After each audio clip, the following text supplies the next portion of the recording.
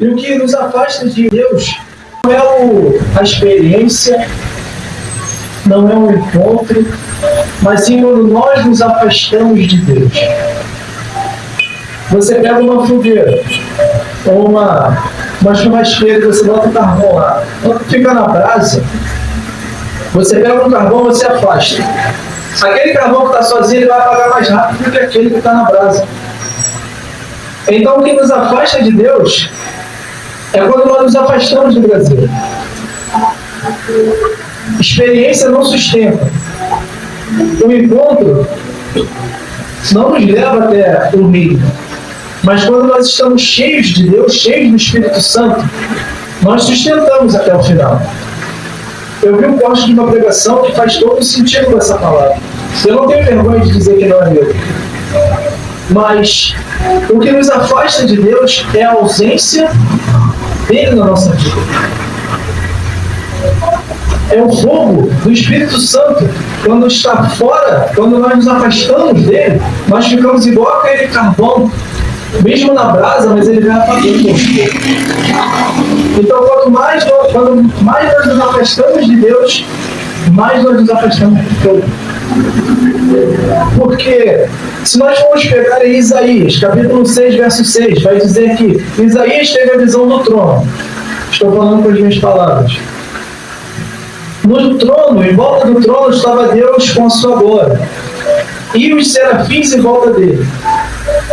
Os serafins estavam pegando fogo, estavam cheios de fogo. Só que a palavra de Deus vai dizer que existem anjos no céu. Só que eles não estão, arcanjos, querubins, eles não estão em volta do trono, então eles não estão pegando fogo. Mas eles estão perto de Deus, eles estão perto do trono. Agora imagina a gente. Olha a distância que nós estamos do trono. Não é mais fácil de a gente apagar? Então o que tem que fazer para a gente não apagar? Ficar o mais próximo de Deus possível. Como? Lendo a palavra, jejuando, subir no monte. Que nós virmos a igreja, ficarmos aonde tem Deus ou mais reunidos no nome do Senhor, ele se faz o quê? Presente. Nós não temos que estar aqui pensando como vai ser a final da Libertadores. Nós não temos que estar aqui pensando como vai ser a prova, o trabalho, o dia de amanhã. Nós temos que estar aqui buscando. Nós temos que estar aqui orando. Com o coração. Não da boca para fora. Não pensando que a gente vai comer mais tarde. Estamos todos cansados, nós trabalhamos, nós estudamos. Tem gente que acorda cedo, todos que acordam mais tarde. Mas nós temos, como eu disse no início, fazer com excelência, não para mim, não para os pastores, não para o vaso do lado V, que você é melhor. Não, é para Deus. É para o Senhor. E nós não podemos nos afastar do Brasil. E a palavra serafim, ela quer dizer saraf, em hebraico. E saraf quer dizer pegando fogo. Então, quanto mais próximo do trono, mais próximo de Deus, mais próximo do fogo. Se nós formos ver de Gênesis a Apocalipse, Deus aparece através de fogo para todos da Bíblia. Apareceu para Abraão, fez uma aliança com ele, por intermédio do fogo. Apareceu para Moisés através de uma sarça pegando fogo. Apareceu para o povo no Egito como uma coluna de fogo. Zacarias falou para eles da sua palavra que Deus é um muro de fogo. Jeremias falou, a sua palavra é de fogo. João batizava com água, mas veio alguém mais forte do que ele, que não era digno de amarrar as suas sandálias. João batiza com água, mas ele virá e batizará com fogo. Mas Jesus fala para esse grupo que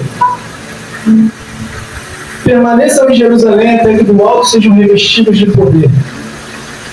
Esse povo fica. E o engraçado é que eles não ficam de qualquer maneira. Eles ficam igual aqueles homens no caminho de Emaús. Quando Jesus aparece para eles não reconhecem. Jesus fala com eles E quando Jesus fala, eles falam, o nosso corpo se acende, se esquenta. E aí, eles ficam reunidos num só lugar. Não de qualquer maneira, mas na busca, orando com o coração, louvando com o coração, pregando com o coração. Atos capítulo 2, verso 2 vai dizer que de repente veio um vento veemente, com línguas repartidas como fogo.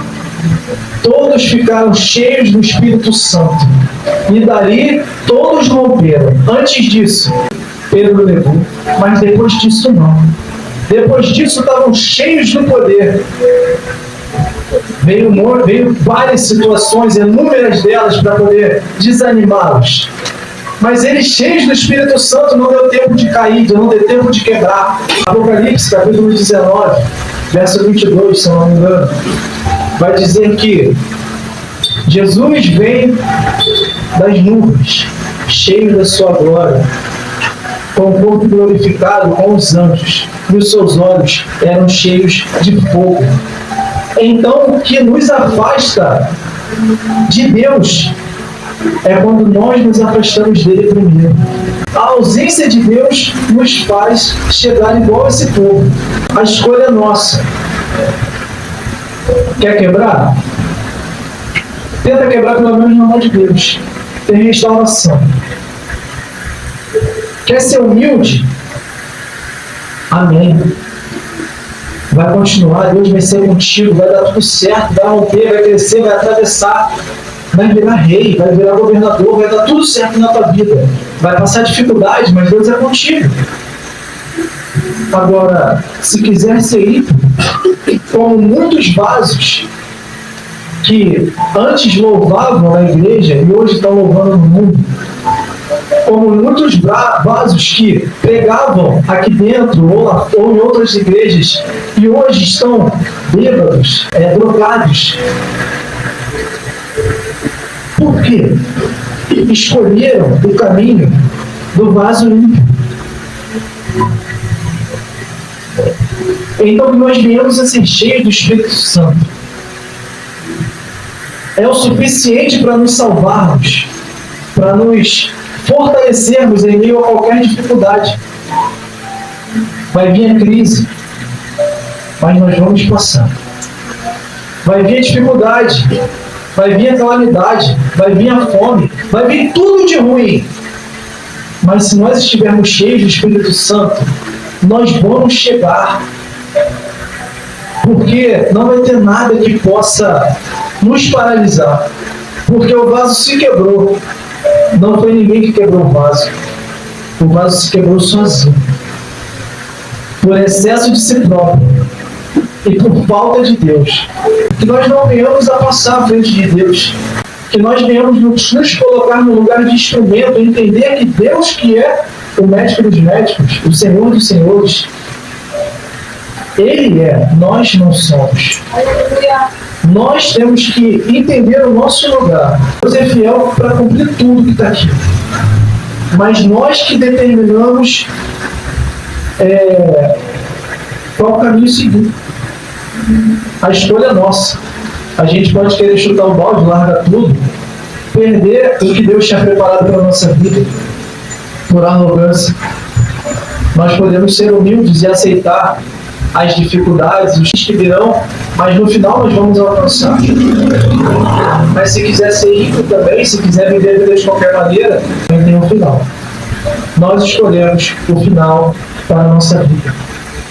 Então que nós venhamos a todos ser justos e humildes perante Deus, porque Ele é o centro, Ele é tudo nas nossas vidas.